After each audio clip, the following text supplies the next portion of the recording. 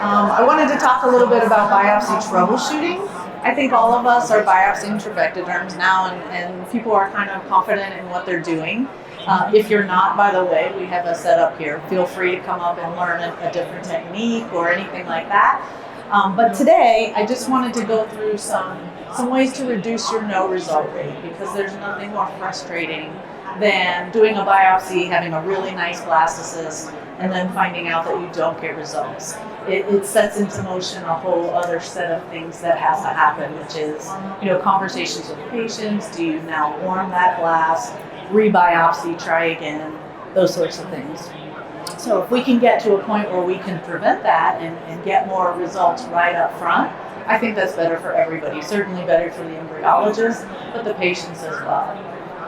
So I wanted to tell you, first off, from a Cooper standpoint, we have two types of no reads. And I would tell you, no matter what company you're using, ask them what a no read means, because it's not just one thing. And so your way to troubleshoot is to find out what is the actual problem.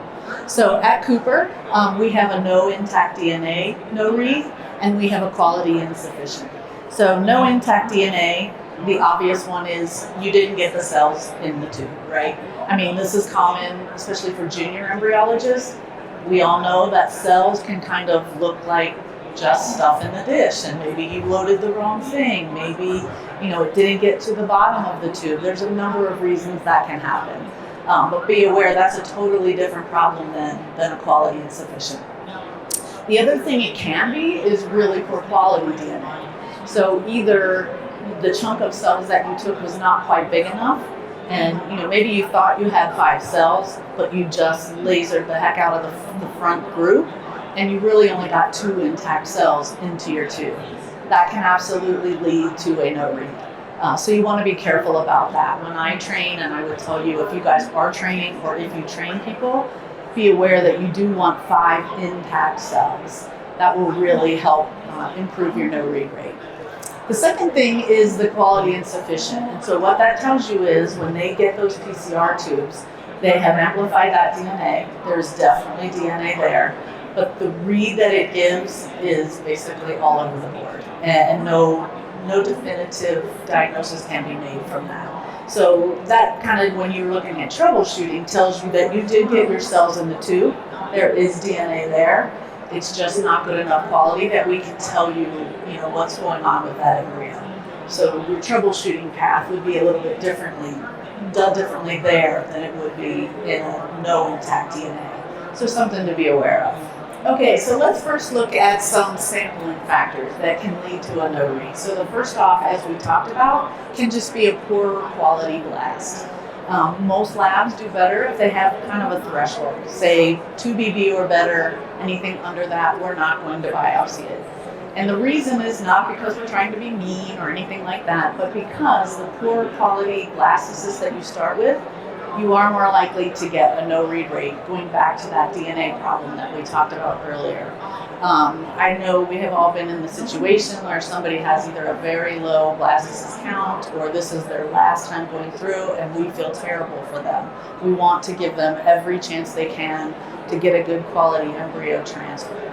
But the thing you have to think about is if it's really poor quality and you do the blastocyst biopsy and you end up with a no read, again, now is that blastocyst strong enough to survive a warm, a rebiopsy, a revitrification, and then thaw again when you do get to blastocyst, or to transfer, I'm sorry. So while we think we're giving them every chance, we may just be opening a can of worms for them. And so you really want to think that whole process through kind of before you start, because you may not be giving them the gift that you think you are. So it's something to think about. This obviously also goes with developmental delays or any kind of morphodynamic abnormalities. If it's not growing in the right stages, if it doesn't get to blast until day 7, certainly those can lead to pregnancies. But the quality of that DNA statistically is going to be far less likely to get you a good read when you go to do PGT. So again, it's something to think about, conversations with the patients and certainly with the clinical staff as well, how you want to move that forward. But there are things to think about in what we do. The number of cells taken for biopsy is also an issue, as we talked about earlier. We Cooper recommend 5 intact cells. And so you have to think about when you're biopsying. If you're only pulling 5 cells total and you laser the front 3, you really may only have 2 intact cells there. And so you want to make sure you're getting enough good quality cells with good quality DNA to make sure that your genomics company can get a good read. And we have to be careful though, because there is data out there showing that based on the trophectoderm and what the quality of that is, the more cells you take, it can affect the implantation rate. So it's a very fine line in what we're doing. You need enough cells, enough good quality cells for a good read, but you don't want to take so many cells that now this blastocyst may have a decreased implantation rate. So it's something to think about. So when we talk about biopsy technique, back in the old days, I learned with just stretch and laser and pull. I think that's still commonly used, but now there's a flip method where you just kind of shear it across the holding pipette. There's also a tap method where you can kind of flick it and the vibration will cut the cells. There is no data that's showing a clear winner. I think the important thing to know is that you need those good quality cells, you need intact cells, and however you can get those with the least damage to the blastocyst is how you're going to get your highest read rate when you send them off to your clinic or to your genomics company. So again, don't get too caught up in which method. I would tell you should probably learn several just in case, because not one method is going to work for every single embryo. So it's something to think about when you're doing this. What you're trying to get to is those quality cells. There's conflicting information on laser use. You can absolutely flick without ever using a laser. So if that's a concern for you, you don't have to use the laser. But there is data out there that shows, again, it doesn't really affect as long as you've got those intact cells. If you are shooting all of the cells that you're sending with the laser, that may be a problem. So it's something to think about, not necessarily the technique, but how you're doing it and how you end up with those good quality cells at the end. Okay, so let's look then at some cell preparation techniques that may also add to your no-read rate. One can be incomplete washing. So every company requires that you wash your cells through a buffer before you tube them. And the reason for that is to get all of the media off of there, any kind of residual oil. You want to be careful as far as switching your stripper tips, whatever your protocols are. As long as you understand the reason behind that, is because you want to get rid of all of that excess media or oil. You want to make sure you're loading your PCR tubes strictly in the buffer that they send you. The second thing is too high or too low a volume in the PCR tube. So we at Cooper don't have a recommendation whether you want to dry load and you load your cells and your buffer all at once, or if you want to preload some of your buffer and then load your cells into that.